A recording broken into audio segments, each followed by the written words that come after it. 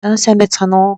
Эмзэн 303-ийн бие даалтын сэдв боор агуулсан эмийн бэлтгэлийн чанарыг тарих таних арга гэсэн сэдвээр богино хэмжээний видео бичлэг дээр боорын ногоон төлөвний урвалыг хэрхэн таних вэ гэдэг аргыг тайлбарлахыг хичээе.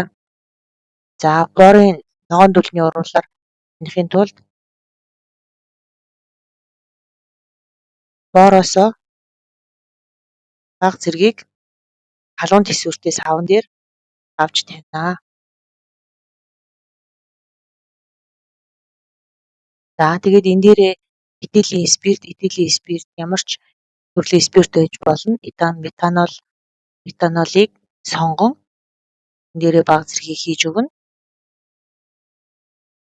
За алкогол гэвчсэн байна. За эндээсээ тэгээд боорынхаа таслыг задартал маш сайн хутгаж өгнө. Ингэж хутгаж дууссаныхаа дараа энийг бол асаахад боорын ногоон дөлний урвал одоо удаж байгаа тодорхой харагдаж байна. За тэгээд энэхүү туршилтыг гэртээ хамаагүй ээж аваасаа нууцаар хийж болох шүү гэж хоёр хүн ярьж байна. За тэгээ анхаарал тавьсанд баярлалаа.